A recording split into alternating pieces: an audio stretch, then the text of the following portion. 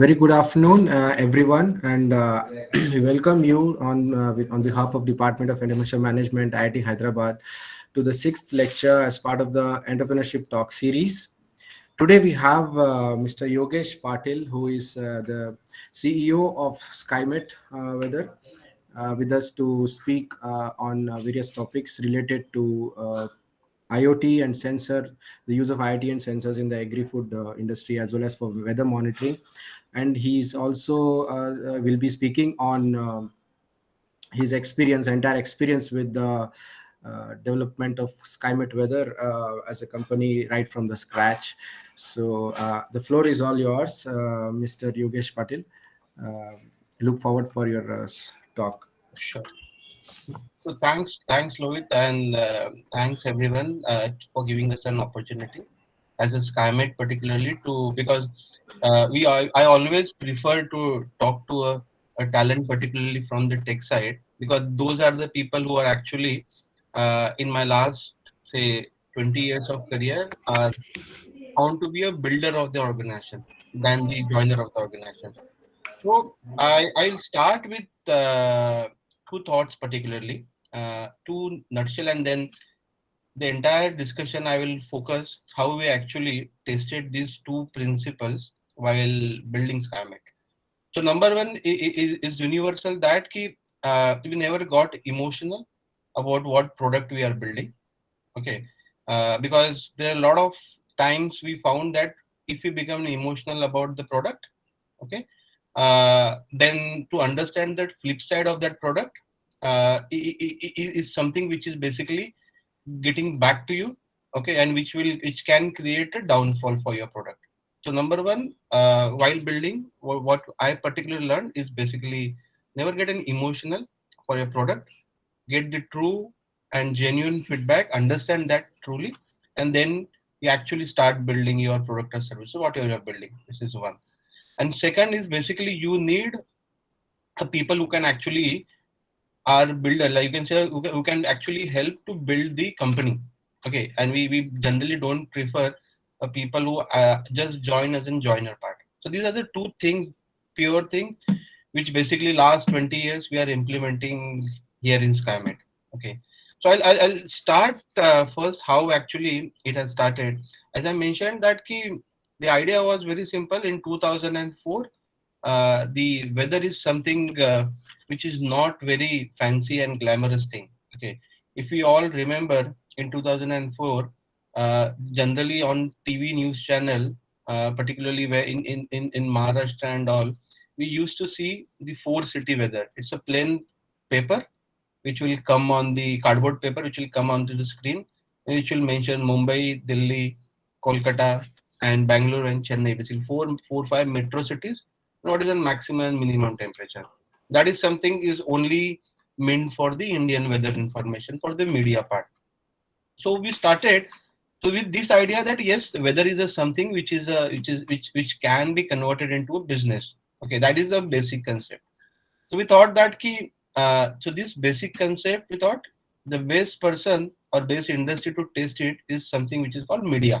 Okay, so we started with media, and we went there and we started pitching that okay, we can make this weather information as more glamorous. Okay, we can create an India map. Okay, and then we can actually create a software dots where you can see from Jammu Kashmir to Kanyakumari, every pointer will be there, and you can see a maximum minimum weather for tomorrow and what is happening today. So all this information looks more attractive, and that can be packaged well. So with this basic concept, this Skymet has started in 2004. Okay. So as I mentioned that we were very excited and emotional that okay, this is the product. Okay, and this is where we can sell this product everywhere across the country. But while doing this, we understood, and when we interacted with a lot of our clients and the field team, we found that the weather, which is basically coming out of the basically kind of public organization, because we were not generating any weather data at that time. So all were actually sourced from the government sources or whatever is available in the public domain at that time. So those were not accurate or basically not realistic also. Okay. So with this basic feedback, we thought, okay, that means we are pushing the product. That product is actually not addressing the ultimate goal of that product. Okay, it doesn't make any sense. Okay, if I say uh, tomorrow there is likely to be a rain, and if there is no rain at all, and there is a clear cut sunshine tomorrow, so that doesn't make any sense. People will lose out of that interest from that product. So with that feedback, we thought, okay, let's start building a team for creating a weather forecast of it in 2006. So while doing that, we understood that meteorology or the climate science was the most neglected sector at that period. Okay, I didn't find people who actively who were in this sector and were basically uh, doing a PhD and all.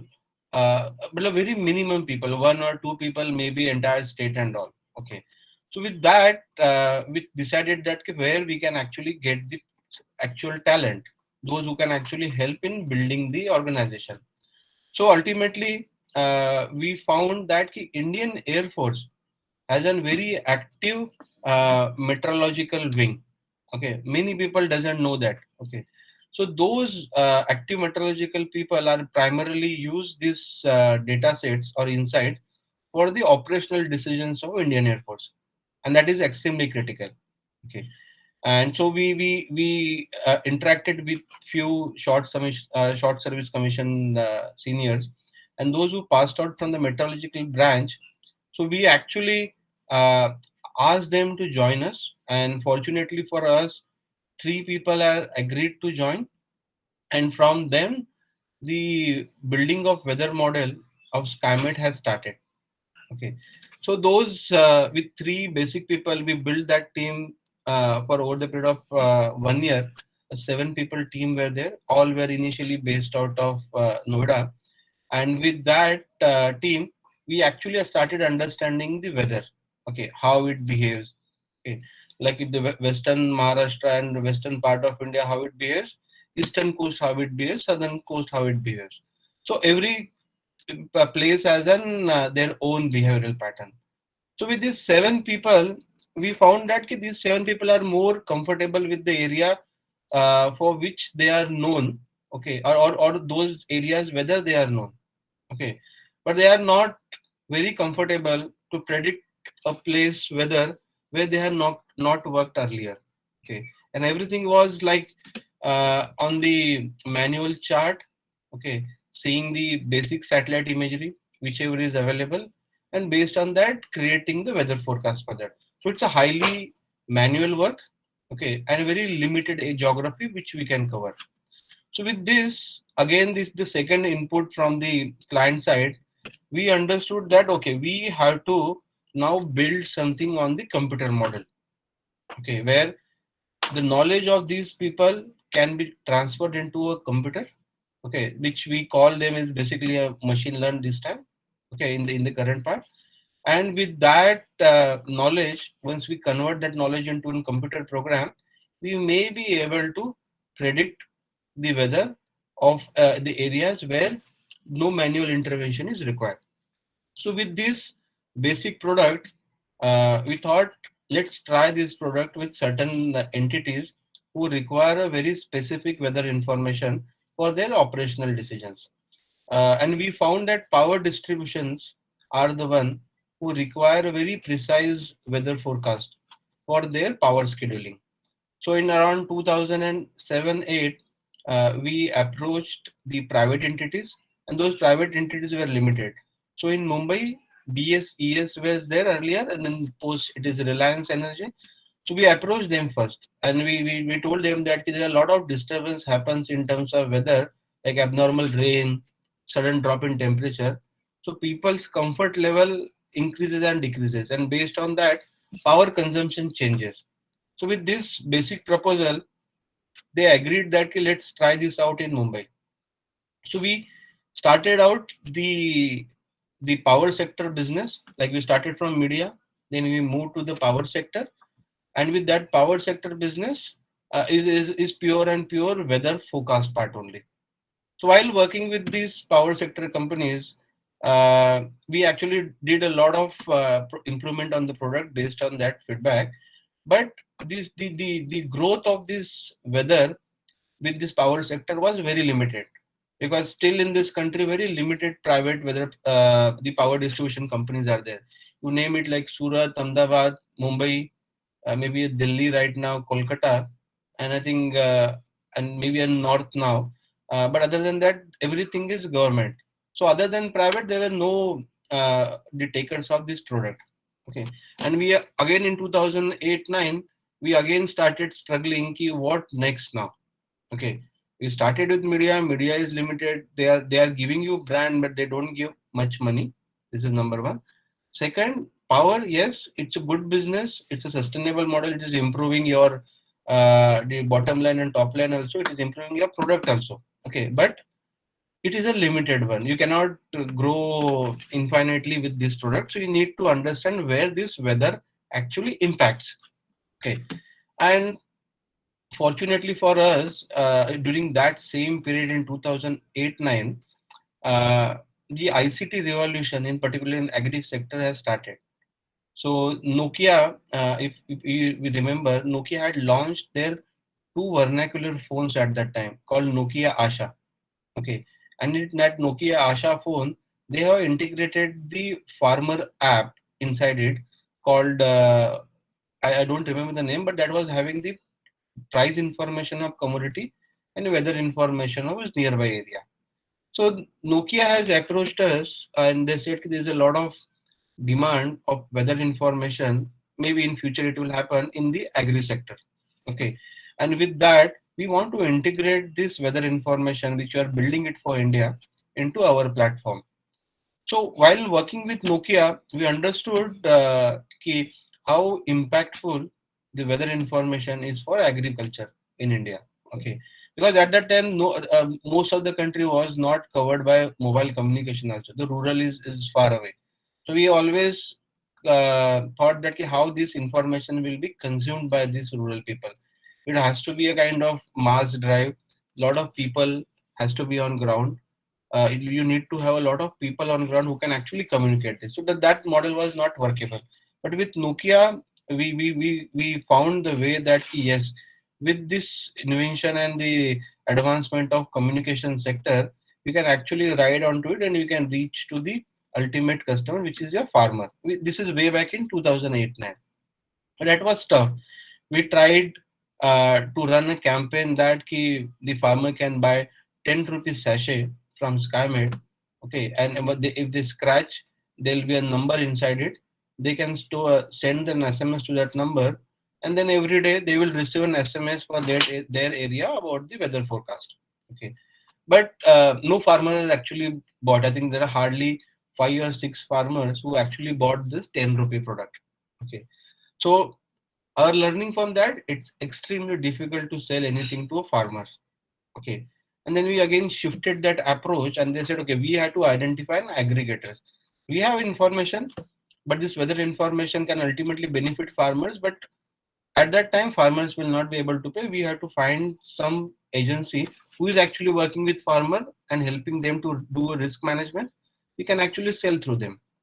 So while doing those activity and searching, we found Reuters, and Reuters actually launched a company called Reuters Market Light at the same time.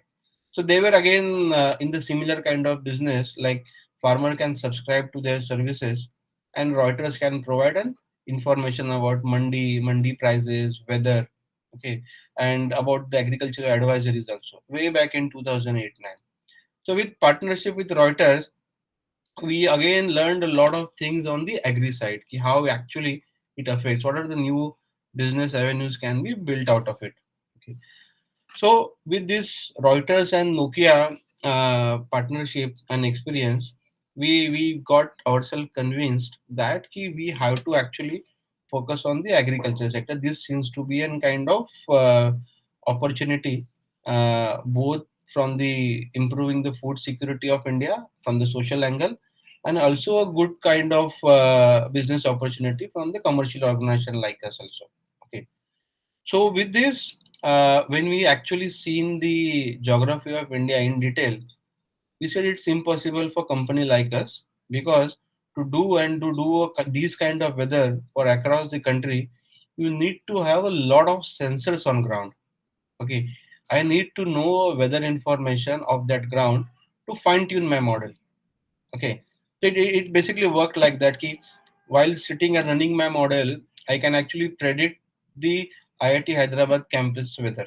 Okay, without any having any ground information, but I'm not sure how accurate that would be. Okay, if IIT Hyderabad campus just want to know what is tentative, I'm not concerned about accuracy, then it's fine. But if someone is trying to do an operational decision, then I have to put a sensor in the campus. I have to identify a bias in my model and the actual ground sensor, at least for some period, maybe couple of years. And once in that couple of years we understand how actually it behaves, okay, then I don't need a sensor on ground. Okay, it works primarily like that. So with that, we said that there might be a 40,000 ground observation sensors which is required on ground. You need a lot of fund for it, and nobody actually believes in these kind of funds, that these kind of weather information can be actually make sense from commercially. So nobody is actually agreed to fund us for this project. Okay, so we actually have to understand how this weather information, particularly by putting a sensor, can create a revenue model out of it. Okay, so with this basic plan, we started digging out different sector. Okay, and we found that agricultural insurance, which is the most critical thing at that time until now also, was highly relying on the manual processes. Okay, it's like that if a farmer's field has been inundated, or his farm has been damaged because of abnormal weather, he has to inform insurance company. Then insurance company will go ahead with the government official and they will do a manual survey. Most of the cases it's practically not possible. So we came out with a solution that on the regional scale, we'll put an climate sensor which will monitor temperature, humidity, rainfall. Okay, and these primary parameters can be used for settlement of crop insurance scheme. Okay, so with these kind of data set, the settlement time can be reduced drastically. We will not wait for 15 days or 1 month that someone will come and will visit my farm. It can be settled quickly within a span of 2 to 3 days if the data sets can be uh, provided instantaneously. So we basically married these two things together. Like we wanted to have a countrywide network of sensor to improve my forecast. Okay.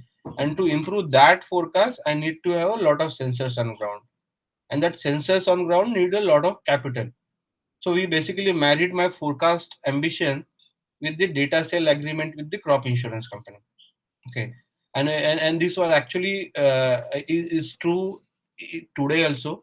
Like we are basically are running an India's largest climate observation network, and all those 100% network is basically consumed by agricultural insurance companies for settlement of their crop insurance claim. And with the same data sets, we are improving my weather forecast. Okay, so this business model was uh, clearly understood by us, and we basically started pitching the different venture capitalists at that time. And this was somewhere around 2010, and around those 2010 period only, the food security bill also was passed in India, and with that, there a lot of interest was happening in the agri-tech sector. Okay, so Godrej also had backed one VC at that time, which was I think probably India's first agri-focused venture capital called Omnivore. So they were actually building this fund to invest into an early stage startup who are actually addressing the India's food security crisis. Okay, so we fortunately for us, with this business model running onto the field, we came across to Omnivore and we actually got our first investment in 2011. Okay, So with that investment, we actually ramped up my ground network, sensor network, and all, and our business model was started running. Okay, but while again working on that, the simple business model, we understood that this will not last maybe a few years, 3 year, 4 year, 5 year. There will be something else needs to become, because this business model is also not addressing ultimately the farmer's problem. Okay, so farmer is basically, because there are a lot of, while discussing with the farmers, we used to get a lot of queries from the farmer like, sir, your machine is telling that there is an 50 of rainfall. Okay, but in my field is inundated till almost 3 inches to 4 inches from the ground. Okay, so there should be a higher amount of rainfall which is not reflected into your station.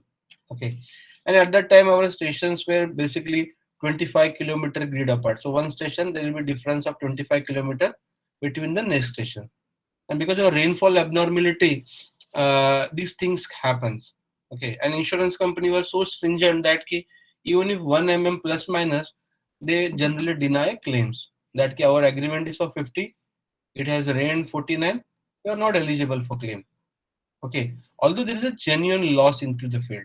Okay, so while understanding this, we know that there will be a time where there will be requirement of farm level kind of settlement or farm level kind of data analysis, and which is absolutely not practical of putting a sensor in each and every ground. That was our understanding in 2010-11 time.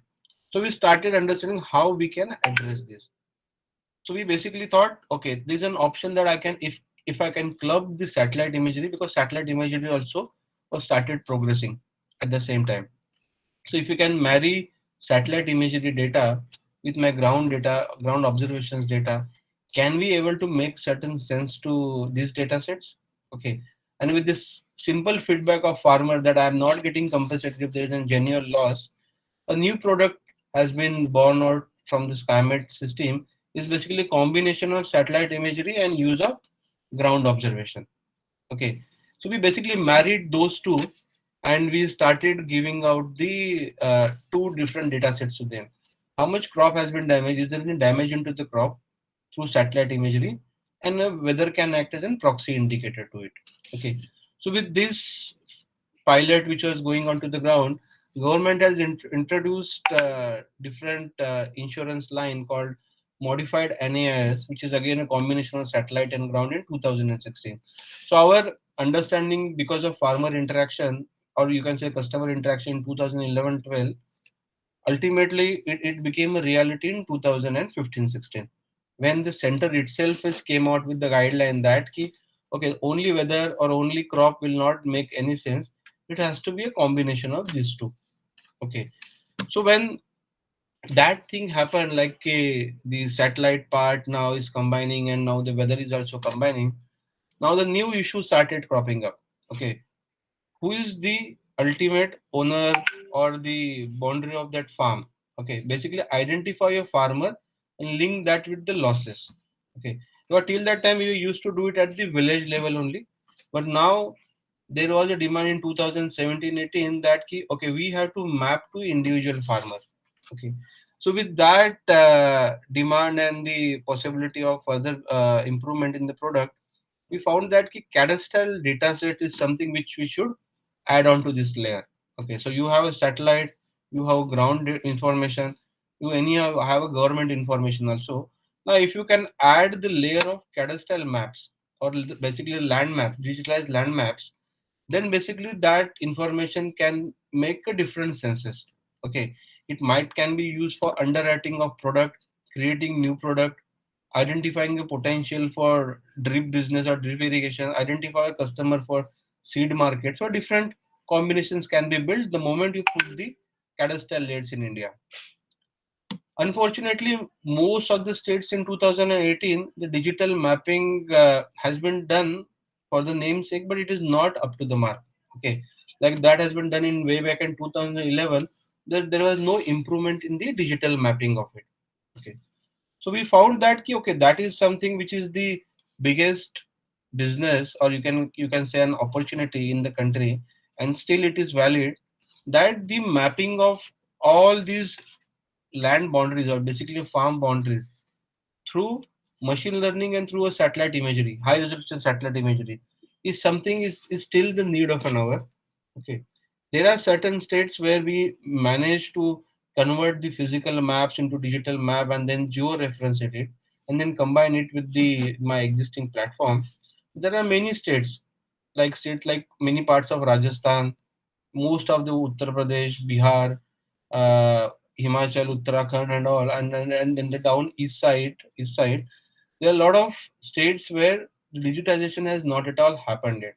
Okay, where there is a linkage of farmer, a product of customized insurance at the farm level, customized credit access, finance level, are those things are not practically possible.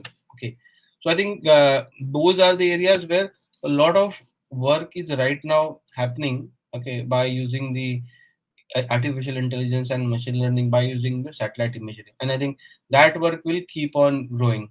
Okay, so with this basic step by step feedback and upgradation, right now in 2021, we have now in Skymet particularly combination of all these three things. We have three product lines in the company.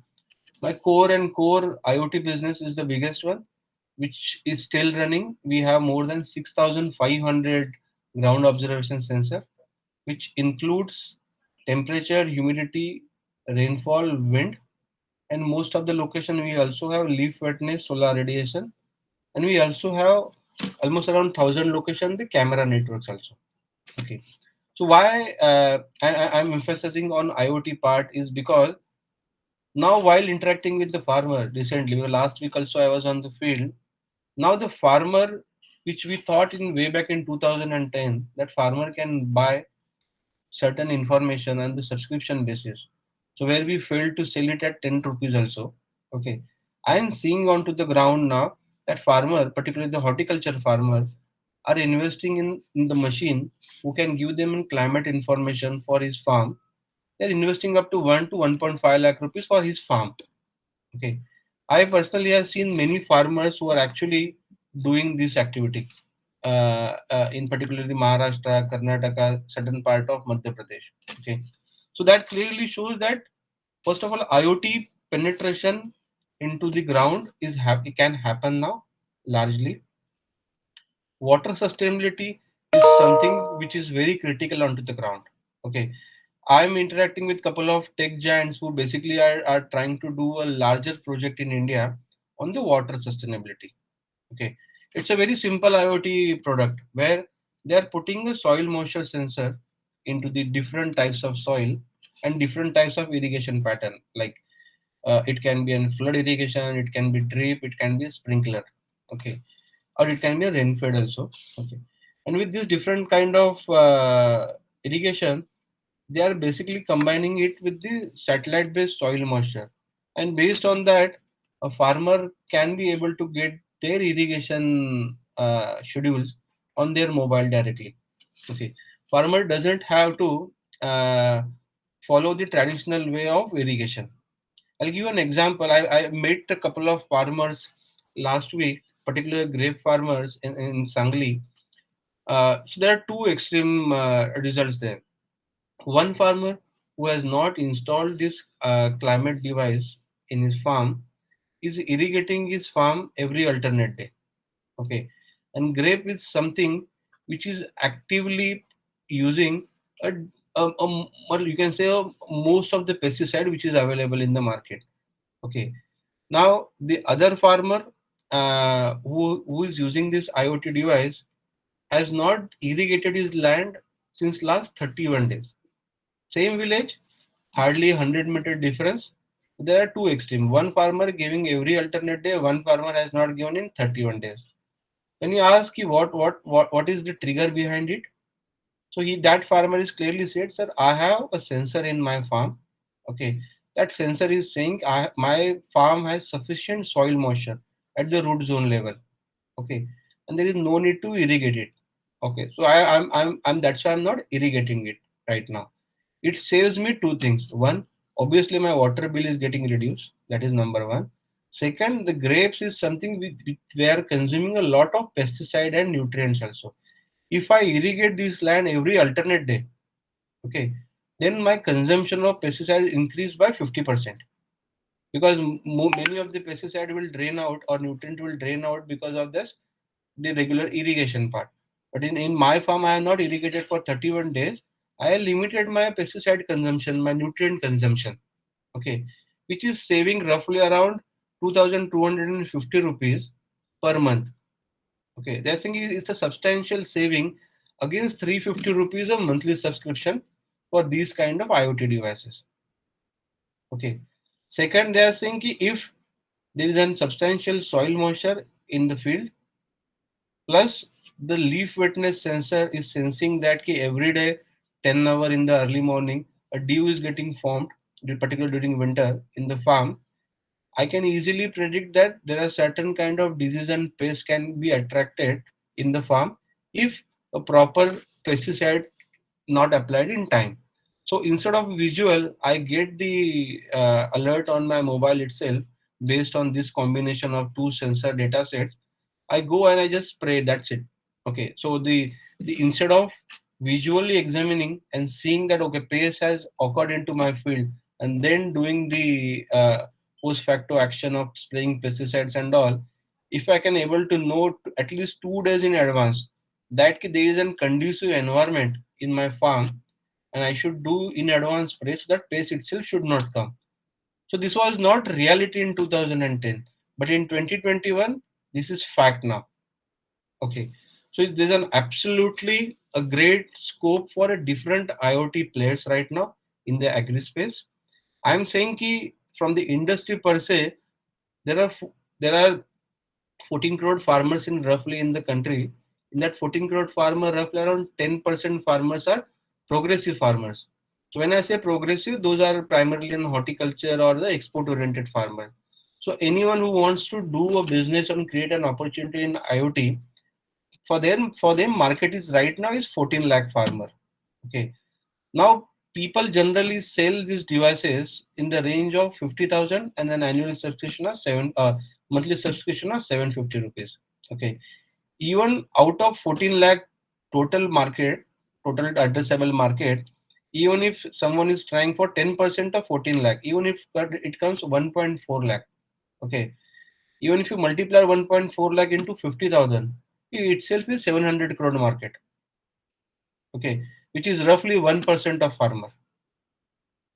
Okay, I think it's a huge market. The two things which I learned onto the ground on this IoT part is that first the sensor has to be wireless. Okay, because there's some practical issues onto the. I tried all these experiments on the ground. Okay, what sensor is comfortable for a farmer? So number one, sensor has to be wireless.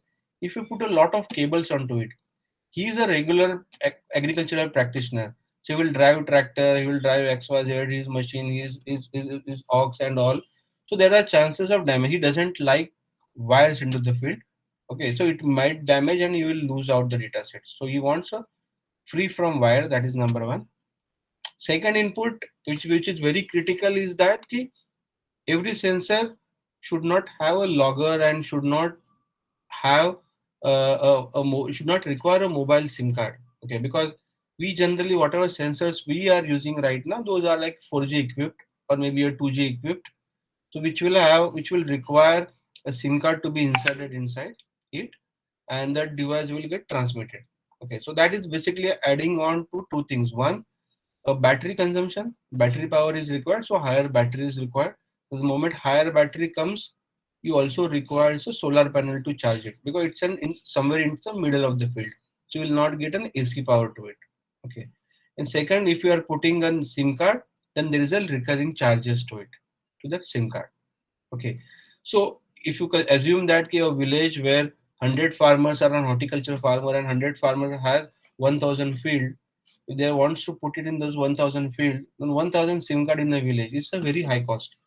Okay, so what we are trying to work, and I think every new entrepreneur or basically to be entrepreneur should understand that key Indian rural community there will be a consumption of IoT, absolutely, but they should keep in mind there are certain farmer requirements onto it. Recurring costs they don't like. Okay, battery has to someone something like that ki if you charge today, next time it should be charged after 6 months. Okay, so battery power consumption has to be fantastic. um, they should try to work out something, the open area network like the LoRa kind of thing. On paper, LoRa says a lot of things that they have very higher network coverage and all. Practically, it is not, but yes, it is a scalable model. Okay, like if someone is building something like if we appoint a progressive farmer in a village on whose house on the higher side, if you put the LoRa gateway, where only one SIM card which is required in that gateway, and every other farmer in that village can buy or subscribe to a LoRa enabled sensor. That's it. So we actually removing the need of 100 those batteries, 100 solar panels, and we don't need a 100 recurring charge wala SIM also. Okay, this is a scalable model. We are trying these kind of control pilots in multiple parts of India, and we are trying to get the farmer feedback and all. But to my surprise, it's completely reverse situation which was there in 2010. Okay, this might be there. A lot of external triggers are there. People are having smartphones. Jio has reached every village. Data is extremely cheap. Data is freely available. Okay, young generation farmers are now into the field. Okay, they want more tech-enabled agriculture, and most important, your satellite imaging cost is getting reduced. 10 year backs when I started working with the satellite data sets, I used to get in satellite imagery once in 25 days. Okay, and that too very coarse resolution. But now in 2021, your satellite transmission cost has got reduced. Okay, and that is going to be reduced further. More and more LEO satellites will go up. Now your already frequency of free satellite data reduced from 25 days to 5 days now. Every 5 days you get the optical images free of cost. I'm I'm sure that by 2025 we'll get two satellite images in a day. We'll not wait for 5 days also in 2025. Okay. So with that, and if you have a lot of ground IoT data sets, and if you combine that, there's a huge market available for consumption on the pure IoT side itself. Okay. So I think that's why I always say wherever I go, if you are a fantastic engineer, okay, and if you have an opportunity to like institute like IIT where you can try out these kind of thing, there's a huge market sitting out there. Okay, uh, you people should go and interact with the farmer. This is my personal experience. What farmer says, okay, what he wants, how much he can spend. There, what are the practical difficulties? Okay, about cables, batteries, and all. These are practical difficulties. And these are solvable because we had done some certain prototype where we are actually almost removed these kind of obstacles, wire, battery charging once in a year, removed solar panel, trying with LoRa. But I'm sure that good engineer can do a much better work. Packaging can be better. Okay, unfortunately, all the sensors which we had tested, okay, nothing is made in India. That was unfortunate because I have to import, because I tested all the sensor and found that most of the sensor which is fitting into my criteria is not available in India. Okay, so I'm basically the sensor consumer. Okay, we don't think that we are a large scale sensor manufacturer. Okay, but I think that is the space where it is missing right now in India.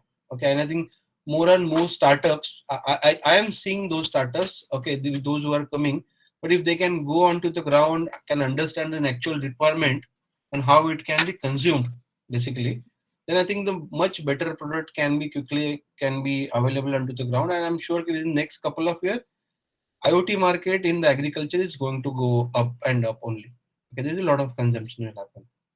And if an engineer with the computer science background, if he is well versed with the machine learning part, then the sky is limit. If you have an IoT part, and if you can have knowledge of machine learn, or if you can have a kind of partner on the machine learning part, then this is the extremely deadly combination right now. I'll tell you that at this while we talking, Google is building a project in India where they can actually use a soil moisture sensor, and then combined with the satellite soil moisture data, and create an irrigation advisory for every farmer in India uh, through their Google Earth engine. Okay, so in 2021 they are doing a pilot. Okay, they are testing their product. So that means ki it's a huge potential thing. Okay, they don't have resources on ground, so they basically they struggle a lot on ground. But if we are already here in India, and if we have a better access and equipment, and I think that is something we should do it, because every farmer needs that. Okay, uh, I generally travel to Jalgaon, which is the banana belt for Maharashtra or mostly India, you can say. Now maybe in next 3 4 years they will drain out of all the water available to them because a lot of irrigation activity. Okay, so there is no water sustainability work they have done. Absolutely no. Similar like Punjab, Haryana, maybe there are certain zones which will come out. So these kind of IoT sensors will help for policy makers also. Wherever there is a abundant water, we can save and we can manage effectively so that it can last longer. And where there is a shortage of water, we should have an alternate cropping mechanism where actually the water level can be increased. Okay. So I think there on the IoT side, absolutely. I'm very much sure that a lot of things can be done from Skymet. I'm using this platform to tell whatever project if you want to do and test and pilot. Our platform is ready for testing. You whenever you want to go, we are present across India, starting from Nagaland down Kerala, okay, up to Kashmir and here up to Gujarat extreme. So we are present everywhere. If you want to test anything, you want an historical data set to test your products, okay, we are ready and we can support you on that. We in fact we want more and more people to work in this part. Those who want to build this kind of IoT devices, we can consume them in numbers. Okay, and then there will be a huge, you can say, a boost to this agriculture productivity also. Right. So I think this is something which I wanted to talk on the particularly the IoT side, on the agri side. Okay. On the while closing it on the Skymet note, as I mentioned, uh, the journey from Skymet from media, now we are more focused on the banks and insurance side. All the parts which I mentioned, you use of ground data, satellite data, then link it to the cadastral data, we made it in reality. Okay, now many states are actually using, particularly the banks of the states are using our this integrated platform to understand the farmer risk. Okay, for example HDFC Bank, I'll give you an example for climate change per se. 6 months back, before this IPCC report comes out, HDFC Bank reached out to us and they said that they have a huge investment portfolio in India. Okay, understanding this climate change shift. Okay, they don't know how their portfolio is at risk or not. Because they have a risk which is pan out for next 30 years. They are given a huge loan, infrastructure loans for next 30-year repayment part. Okay, now because of this climate shift, now they want to understand, number one, does my portfolio is risk from the climate change perspective or not? Number one. Second, they should get insights going forward, which area from the climate change perspective they should do or invest into that area. Like they should do invest into more into say eastern part, invest into some in the into say like the portfolio development, and they should reduce their focus and the scope from the down south side. So those all are insights where actually nobody has asked, but now the larger banks have started asking for it. So now the climate change is now becoming an internal part of their business planning now. Okay, and unfortunately, other than IPCC, we don't have anything right now. So that report is something which is the base for us. A lot of institutes are having climate change data sets, but that runs into terabytes. Okay, and it's very difficult for a particular student to store that data also for that climate change model also. Because I was seeing a student who is carrying a 500 hard disk with him as his home. Because whenever I say "Okay, I need to run this model, then he used to bring one hard disk. I said "Okay, I don't have any space to store this 500 terabyte data set. Okay, and say there's no, and for me it was surprised that that institution doesn't have a centralized repository where the students on research can actually run their climate change models or not. Okay, so I think climate change from the business also there is a scope on that part, but on the policy making something in next few years on the policy side a lot of things needs to be done onto that part. And agriculture is obviously will make a lot of contribution onto this part. Okay, like if I able to change my reduce my water consumption or reduce my fertilizer or pesticide consumption, or even on the better cattle farming also, it will primarily will help us to reverse this increase in temperature also. So I think agriculture is something which will contribute more onto the reduction of this temperature and the reversal of this climate change effect also. I think these are the basic things which I wanted to share. If you have any question or need more information, I'm available here. Thank you. Thank you.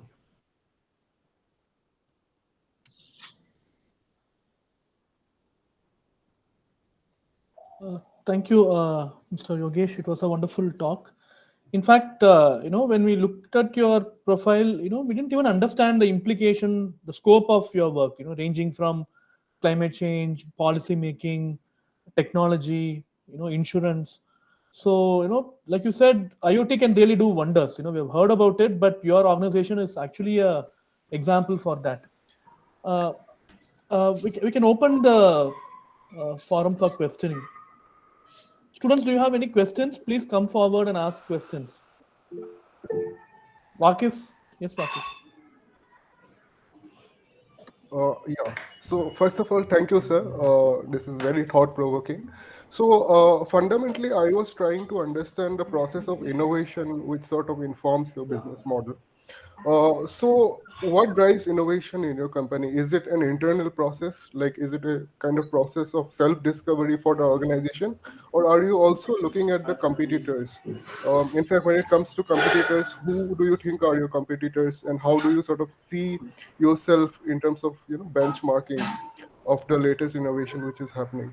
So yeah, your thoughts on innovation for your Sure. company. So as I explained also, most of the innovation is coming from the client side.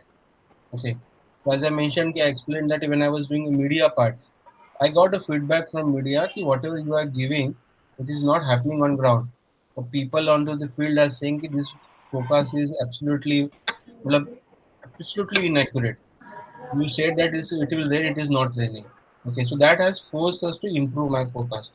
Okay, so basically that driven.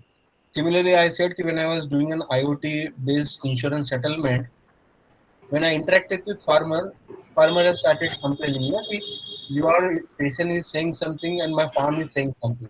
That means there is some lacuna in my product. That's why I integrated satellite into it. Okay.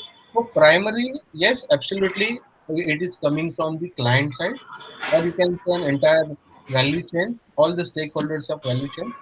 Uh, Very limited part on the competitor side. Yes, if there are competitors, I can say that we have different competitors. Okay, like when it comes to weather forecast, the competitors primarily comes from the government of India.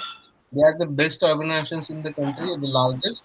I can say the kind of bandwidth, infra which they are having, nobody in India, or you can say most of the world also doesn't have that kind of bandwidth. The only thing is that they are more research oriented, we are more operational oriented. Yes, but if you talk about forecast, they are also now pushing aggressively forecast part, product, app, portal, and all. So I see them as a competitor, and I benchmark them. They have to be better than that. Okay. Once you talk about satellite, then there are multiple players right now. So if you say right now there's a Satshore, there is an Cropin. Okay, these are two major Indian organizations. If you talk about the foreign organization, then there's an harvesting. There is an organization called Vandersat. Okay, so these are the organizations who primarily focus on the satellite derived data sets. And when you talk about IoT, then many Indian companies are not up to the mark, but I have a huge competition from the US counterparts like the Arable, CropX, and all. Okay. But The only differentiator for Skymet in all these that we are doing all these three in the same company. Okay, so I can see a better perspective of that. I'm not seeing a perspective from one angle only. I'm not seeing from the satellite angle only. We are firm believer that if you have ground, below ground, ground, above ground, if you have all these three layers, then only it will make sense. Okay, ultimately to the end user. I see, I see. Again, another question on the same line. You mentioned about research is one of the core competencies which Indian government has, which you see as one of the competitors. So when it comes to your own research capabilities, whom do you depend upon? Is it an in-house research capability which you have developed, or you have some external agencies? So in terms of research, we have in-house capability. We are dependent on the external partners for the computing capability. See, when I have to run the any new model which you are developed or fine-tuned model, instead of I'm saying a much better word, I need a supercomputer. Okay, IMD has a supercomputer which costs 300 crore. Okay, Skymet has a computer which hardly will cost a crore max. So I cannot compete in terms of that part. Okay, so we partner with the international organizations where I can use their supercomputer to run my model. Okay, so to do my research, I'm more dependent on the computing capability. Okay, I see, I see. Thank you for the perspective. Thanks. Thank you. Any more questions from other students?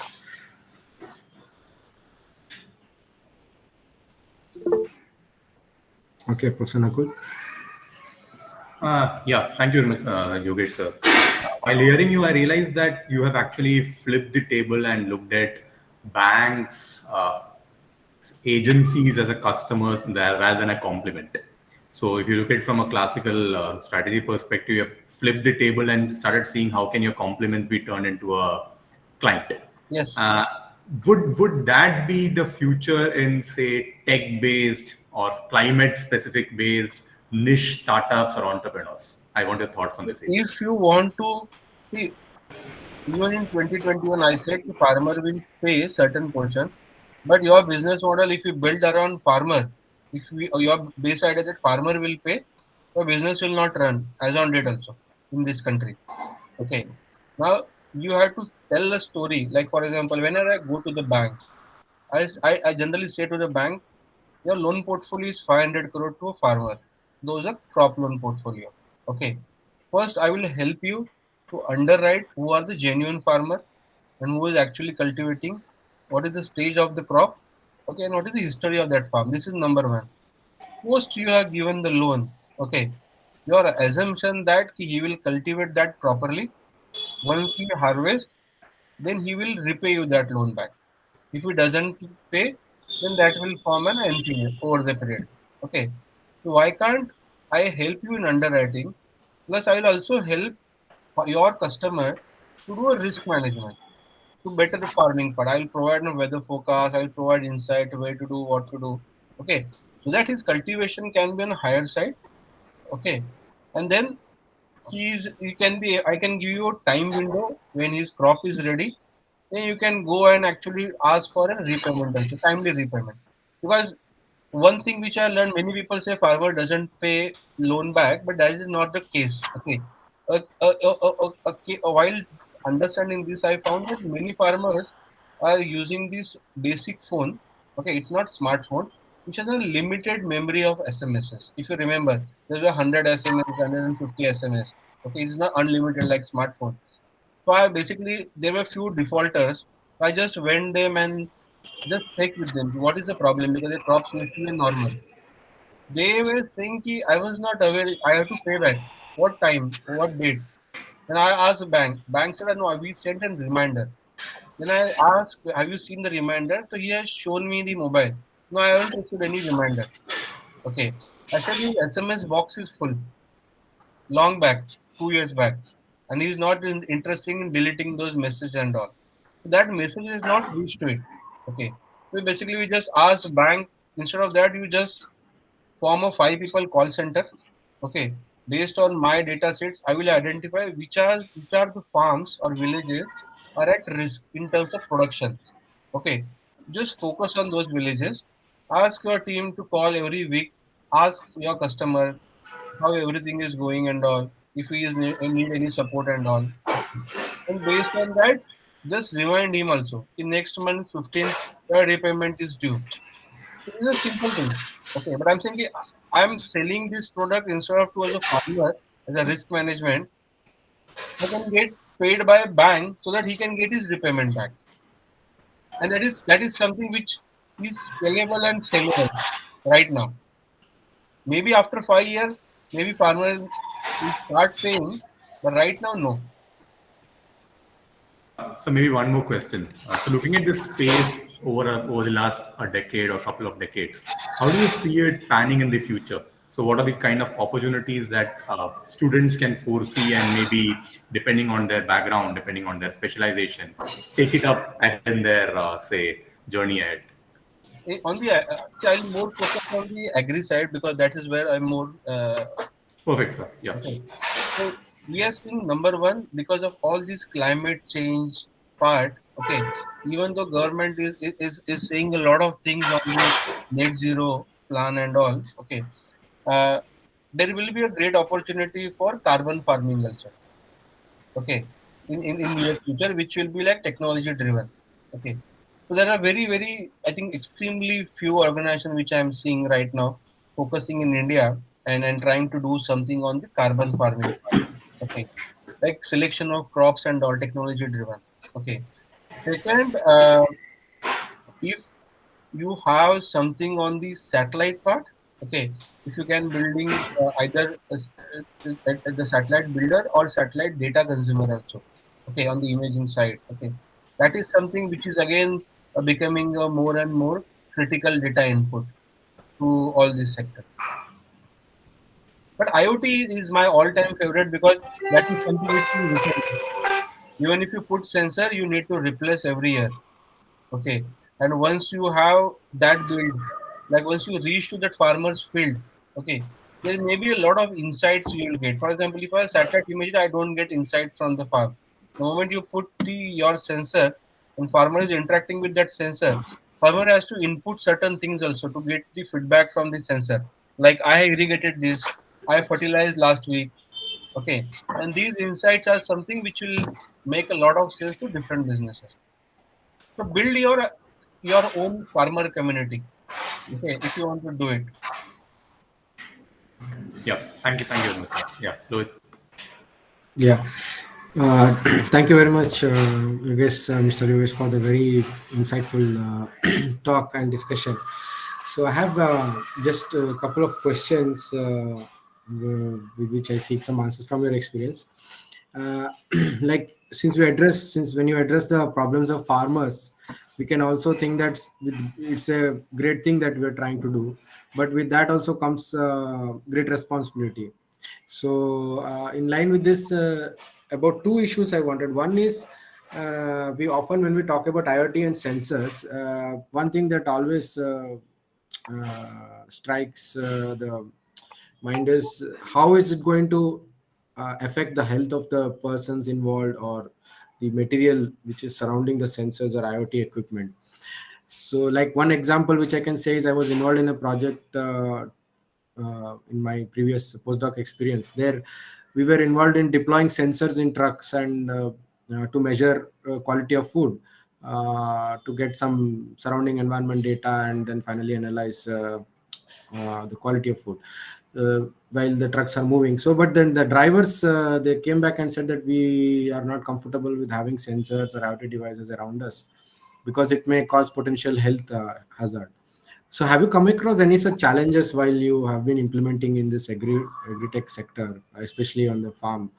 And if you have come across any such challenges, how have you been able to overcome them? Can you? On the health side, we actually never came across of any of the objection or concern raised by. We basically used to get the concerns from the landowners where we are putting sensors on the lightning part. Okay, So they always fear that if you're putting something which is like on the 10 feet mast, it might attract lightning and it might damage the field or my house. That was the general perception. And I think generally we get that concern only. Okay. Now, second concern which generally people ask is basically if you have a mobile SIM card inside, it might attract the mobile radiation. Okay. Yeah. So it might affect. So we have to communicate to them clearly that it's a mobile phone kind of thing only. You also carry mobile. Okay. So that's it. The only part I think with your question we should examine the moment I said the wireless sensor, because right now I'm using most of the time cable sensors only. Okay. I use only a mobile communication for data transmission. I don't wireless thing. Otherwise, all sensors are connected to the logger through cables. But now with this new experiment which we are doing, where all the sensors are wirelessly transmitting, particularly with the narrowband sensors and all, I think we definitely will take your input and I think we'll see on that part. Does it affect on the wireless part? Otherwise, other than this lightning and the mobile communication, there is no concern has been raised, and we didn't find anything also. So we Okay. have sensors continuously at one place. The longest one is roughly around 16 years. Okay. Okay. Thank you very much for sharing that. And my second question is about, since you said we'll have to install so much sensors, and there's a lot of data collection involved. So in while we collect a lot of data, how do you ensure these are in Indian context? Is there any concern about data trust and data security issues? Have you come across any such issues while you deal with data? Because this is a very risk, what do you call it, important thing for farmers when it comes to taking a decision with respect to insurance and all those things. So if, for example, if something happens to the data center, or how do you ensure that all this data is kept safe and secure, and uh, what platforms help you to ensure these things, or So your all this practice? data, I'll answer in two parts. One, on the stability point of view, reliability of data, we are primarily storing it in generally on the three platforms. One is obviously on cloud. Second, my in-house server in Delhi, and other one is in-house server in Pune. So basically, we basically store into the three different way parallelly. So even if anything happens on the recovery part, will be easy. uh, at max we will lose our data of last 1 minute. Okay, that's the only data we will lose. But in terms of data trust, not from the data center per se, there are certain concerns which we received from the farmer side. Okay. Okay, or the, you can say, local government side also. Okay, for example, they generally treat these data correct or wrong depending on the amount of claims they have received.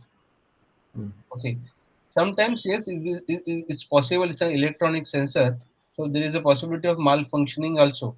Okay, but you have a backend mechanism, like for example, if it's started behaving abnormally, we get a trigger at backend and we intimate to the client that this sensor is not functioning properly, so till the time it get replaced, okay, kindly use the backup location for this. Okay, Okay. but many times what happened ki, as I mentioned, 52 and 51 mm, it's a matter of 1 mm only. Okay, but it can be equal to 100 crore claim, yes or no. So 1 mm is equal to 100 crore to farmer, and 1 mm extra is equal to 100 crore to insurance company. Okay, that 1 mm become a point of argument. Okay, so in that, for those kind of issues, we have to have a complete traceability. Like the sensor which we are putting needs to be calibrated frequently by a third party. Third party is appointed by, say, government authorities. There will be a third party audit, process audits and all. So all those auditing mechanism has to be put if the data trust is an issue. Okay. Thank you so much for the answers. I request, if any students they have any more questions, please come forward. Make most of this opportunity you have.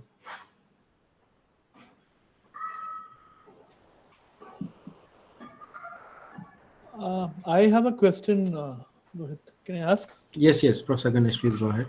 Yes. So Yogesh, what motivated you to get into this kind of a area? I mean, you're an engineer, electrical engineer. I see from your background, but what motivated you to get into this particular area? So I'll tell you, after my engineering, I actually aspired to become a civil servant. Okay, so I went to Delhi. I studied there because of again certain family problems. I came back. Okay, and I actually joined initially into a commodity exchange linked organization which deals into the agriculture like NCDX. Okay, so while dealing that, I actually roam around across the country. I understood that okay, there seems to be a lot of things on the agriculture side. Okay, I used to look after the product called cumin, the jeera one, in Gujarat particularly. Okay, and in the that a particular village in the Mehsala Taluka Tehsil is used to generate an 100 crore revenue every day. 100 crore every day, a small village. Okay, and they always used to fight कि अरे आज humidity 5% बढ़ गया, so they used to rush and they used to deposit their cumin onto the exchange warehouses, 5% up and down, because the moisture has increased, the weight will increase, so lesser jeera will be there. There is a saving of jeera, and they used to be like lot of metric tons, like 100 metric ton delivery and all. So that has fascinated that ki this a simple moisture or rainfall happen. Agri commodity management also changes. That is one. I so Climate was primarily founded by my partner called Jatin. Jatin is founded this in 2003 end, and I met him in 2005-6. Okay, when I was in this NCDX letter organization. Jatin was more into the forecast, so he was good onto the forecast part, and I was good onto the actual observation part. Okay, so like I'm more onto the observation. Okay, like getting sensors, data sets, and all. I don't know what is going to happen. These are two complementary.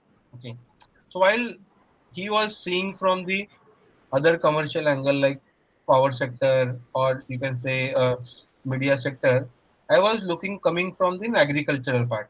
Although I'm not an agriculture graduate, but my first assignment itself is in agriculture and that to core agricultural commodities. Okay, they are two distinct. Okay, when we two started working together for Skymet, the idea was very simple. Ki he will look after the forecast, I will look after the actuals. We can bundle this and build an organization who can do everything on the weather part. Okay. He was seeing from the commercial angle of media and power. I was seeing a larger perspective of agriculture. Okay. And because of initial transactions with this farmer and commodity exchanges, I actually sensed the power of this weather into this sector. And actually, I can sense that while my preparation of civil services, because I was more on trained educationally during my preparation on the grassroots level problems. Okay, so one of my subject for UPSC was in public administration. Okay, and while doing that, a lot of grassroots level of problems we understood. So even if I did my engineering within that 1 year of UPSC in Delhi, I actually wiped out everything from on the engineering side and more on the agriculture. I started thinking, and that's why even after engineering, I choose to work in the agriculture side. Thank you. That's wonderful. Yeah. So we can understand the role of social sciences. Yes, Yeah. and then more and more you go onto the ground. I generally prefer that once in a week, at least for 2 days, I will do a field visits, and I think those field visits every time you will come out with the new inputs from the farmer. That's wonderful. Yeah. Thank you, sir. Thank you. Lohit.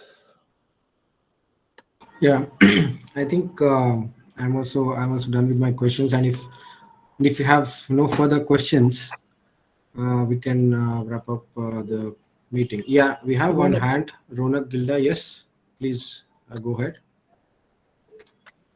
Uh, Hello, sir. It was a nice talk. Actually, I wanted to ask that whether Skymet is also in like providing services to the end users, that is farmers. In case of like, do they also work in like something like evapotranspiration, as you have sensors in the farm also? So like, do you give services like that, when to irrigate, when to also like something like you told about satellite? So do you also work with like reflection Yes, indices? sure. So Ronak, we actually on the commercial engagement, we directly have not worked with farmers commercially, but indirectly, we have more than 10 million subscriber. Out of that 10 million subscriber, almost 8 million from the rural part of India. Okay, we basically run world's largest weather channel where most of the farmers are watching every day. We are giving the free information or videos about the weather of their area. So they are their consumer. They also are largely consumer of my weather app also. Okay, we have more than couple of million people, and out of that more than 70% people are from the rural part. So they consume, those consumption is free, it is not monetized right now. Okay, but as you rightly said, ki when to irrigate, okay, and all, this is something which is coming out now. And on the similar lines only, we have deployed 100 sensors now in different parts of Maharashtra and Karnataka. These are two. In these areas, we are basically testing out its sensor efficacy and combining that with the satellite imagery.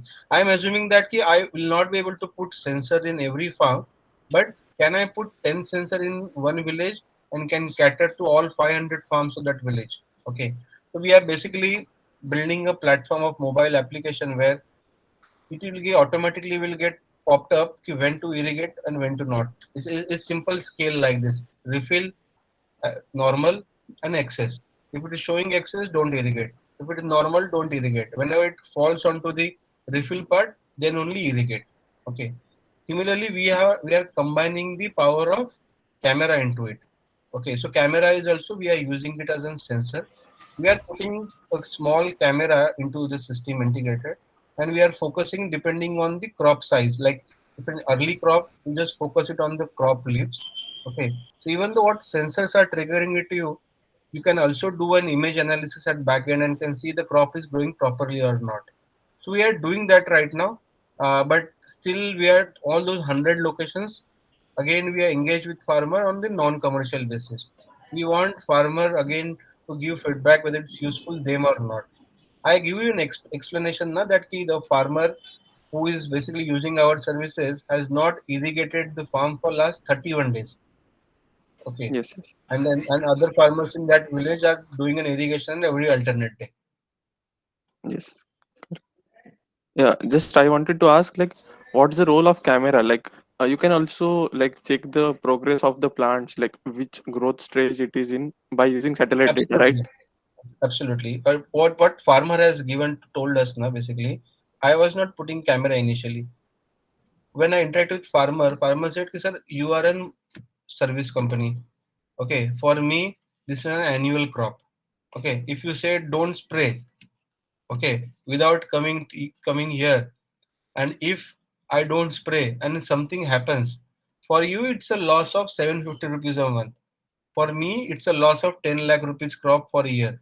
I will not earn anything onto that year. Okay, so they want to be doubly sure. So whatever, even if I provide advice to them, okay, Right, right, they basically go see, and if they see read my advice, and if they get confirmation on their own, yes, this is correct, then only they will apply. Okay, so what they are seeing right now, that is something which I cannot pursue directly. Okay, so that's why we thought we should also add a visual component into it, just to understand why farmer is refusing my advice.